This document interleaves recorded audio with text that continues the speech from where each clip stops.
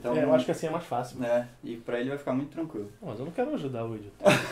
Tem trabalho. Tem que ter trabalho. Torturado, cara.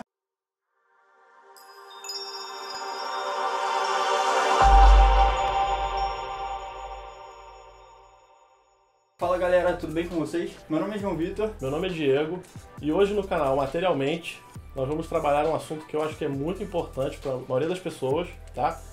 Que eu chamo aí mais ou menos de um trinômio: trabalho, vocação e fonte de renda. Eu considero que são três coisas distintas. Por quê? Porque às vezes você trabalha em uma coisa, mas você já tem uma outra fonte de renda. Às vezes você ganha dinheiro com uma coisa que não vê propósito e acha que a sua missão talvez seja trabalhar com outra coisa. Então, para tentar definir mais ou menos, eu penso o seguinte: o idioma ele é muito útil às vezes para a gente entender algumas coisas. Por exemplo, a palavra trabalho vem do latim tripalium, que era uma arma medieval, que era na verdade uma arma de tortura, né? Então a palavra trabalho, ela já pressupõe que aquilo seja uma tortura, que aquilo seja algo que você não gosta de fazer. Como dizia lá o seu Madruga, não existe trabalho ruim, ruim é ter que trabalhar, né? Então, tá certo, ele entendeu logicamente o processo do trabalho. Então, o trabalho é aquela atividade que você faria rotineiramente, mais ou menos para se ocupar ou para você não ser visto pela sociedade como vagabundo, como alguma coisa assim. Aí você parar pra pensar, muitas vezes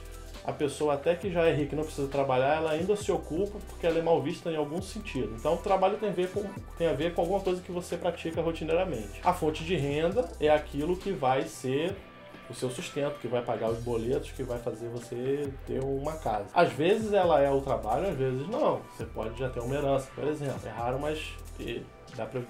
Tem gente que vive assim. E a vocação, aí ela já é uma coisa mais espiritualizada. Por quê? Porque tem a ver com a missão, com o propósito, com aquilo que você veio cumprir no mundo. Se a gente for pensar lá no livro da República, se eu não me engano, Platão vai falar que a felicidade passa pela prática do seu ergon, ou seja, da sua potencialidade, da sua função, da sua missão. Parece que a felicidade tem a ver também com você ver frutos no mundo de coisas que fazem sentido para você. Pensem nisso, como que as três coisas são diferentes e quais são aí as limitações que existem dentro dessa dinâmica. Existem alguns fatores que inicialmente te limitam a trabalhar com aquilo que se ama. O primeiro fator, eu acho que o mais importante, é o fator financeiro. Muitas pessoas não têm um background, né, uma família que possa te sustentar por um bom período da vida. Geralmente a gente sai da escola com 18 anos e vai para a faculdade. A maioria não tem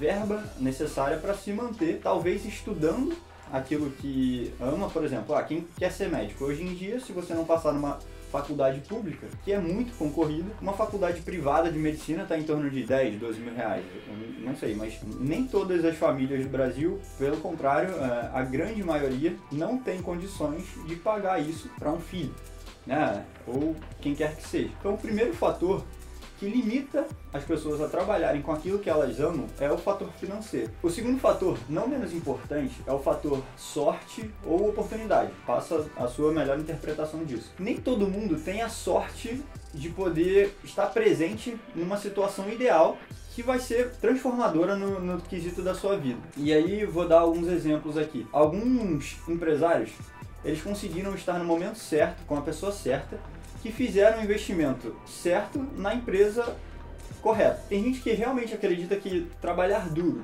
com o máximo de afinco possível, vai necessariamente te levar para algum lugar. Esse algum lugar, leia-se sucesso. Porém, isso é apenas uma teoria, não é uma afirmação. Existe o mito da meritocracia, principalmente no país em que vivemos. Não tem como uma pessoa de classe média que teve oportunidades de boa educação, boa nutrição, uma educação também familiar, né, um apoio, um suporte familiar, competir com uma pessoa que nasceu numa favela, em um ambiente sem educação, sem saneamento básico, sem saúde adequada, e essas duas pessoas competirem pelo mesmo espaço. Humanamente impossível.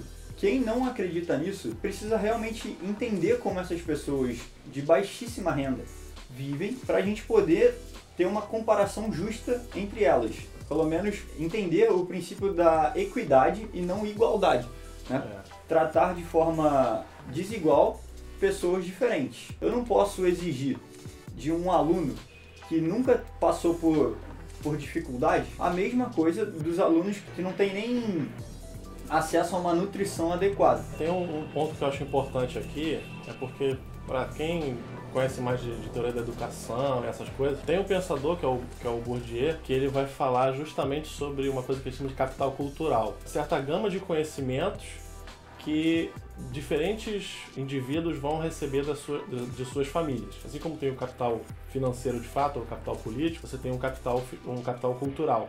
E ele vai dar um exemplo simples. Quando você está aprendendo lá em geografia no ensino fundamental ainda, aí às vezes tem assim, biomas brasileiros, aí você decora lá, Cerrado, Caatinga, não sei o que, não sei o que lá. A criança que já conheceu todas as capitais do país, ela já entendeu muito mais fácil aqueles biomas ou aqueles climas, porque ela já visitou aqueles espaços, ela já viu. Então, na hora de fazer um Enem, por exemplo, esse cara já está muito na frente. Ele está na frente porque ele já conhece aquilo. Enquanto que para outros, assim, você tem que decorar as capitais do Brasil porque você nunca saiu nem da sua capital. Nunca vivenciou aquilo. Então assim, nesse sentido a meritocracia é muito difícil. Então assim, existe um mérito dentro daqueles que disputam. De todos que rodaram o país, tem o mérito da briga deles. E quem nunca fez isso agora vai ter o mérito E aí não tem como também, porque que eu vou fragmentar, por exemplo, o Enem, aí claro que é uma outra discussão, mas assim... Esse foi um exemplo apenas, né? Eu acho muito difícil de conseguir conciliar essa questão da meritocracia, porque os pontos de partida são muito desiguais. Né? Basta olhar para as nossas universidades. Então, os cursos mais concorridos, né? Medicina, Direito, Engenharia, a maioria dos que ingressam são pessoas com poder aquisitivo um pouco maior, que tiveram acesso a uma excelente educação, que possibilitaram ir muito bem no Enem. Por mais que tenham pessoas de baixa renda que estudem, né, estejam interessadas, mas o acesso à educação foi diferente. Então, isso implica muito no nosso tema de vocação e o trabalho real, né, a expectativa e realidade. Porque, às vezes, o fator limitante é onde você nasceu, principalmente a renda que você tem. Então, eu acho que assim, existe esse ponto de saída que é desproporcional, que faz a meritocracia também não funcionar direito. Existe já uma coisa que é a própria sorte, você está inserido em um contexto já vai te possibilitar aquilo. Mas também eu acho que deve sim ser uma meta de vida tentar transformar o seu trabalho, unir o seu trabalho com a sua vocação. Eu acho que apesar de todo desse esforço, dessa dificuldade, se houver janela para isso, faça, porque também é muito ruim você se tornar um escravo do trabalho, você só fazer aquilo que você precisa e isso vai te consumindo de alguma forma, né? Nem que para isso, aí eu acho que é uma coisa importante, a sua vocação se torne um hobby, porque às vezes não vai ter circunstância para aquilo. Dá um exemplo até meu. De alguma forma eu abandonei as salas de aula, que eu poderia entender como uma vocação minha, mas, por exemplo, aqui gravando um vídeo, eu meio que supro essa demanda interna, porque esse conteúdo, no mínimo, se mudar uma pessoa já me deixou satisfeito. Sim. Então, talvez a vocação se torne um hobby para que a vida flua. Saber que são coisas diferentes é um passo para não sofrer, mas um passo para se animar é tentar... unificar na medida do possível esses fatores.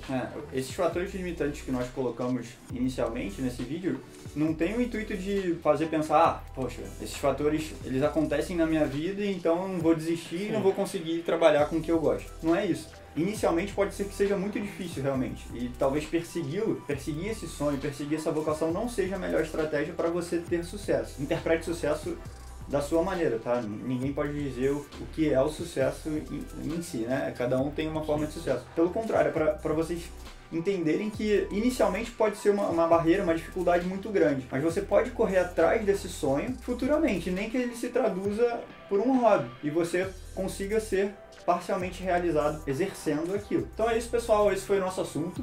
A gente espera que vocês tenham gostado bastante, tenham refletido sobre o tema, né? E a gente vai deixar uma brincadeira aí pro final. Como a gente sempre está tentando deixar uma pergunta que é esse dever de casa, essa inspiração, vocês pensarem sobre isso. Qual é a vocação de vocês? Qual é a missão de vocês nesse mundo? Deixa pra gente escrito aí. Qual é a vocação? E se você tem expectativa de que um dia você vai realmente trabalhar com isso. Isso, pessoal, perfeito. Deixa o seu like aí, obrigado. Valeu, pessoal. Deixa o like, hein?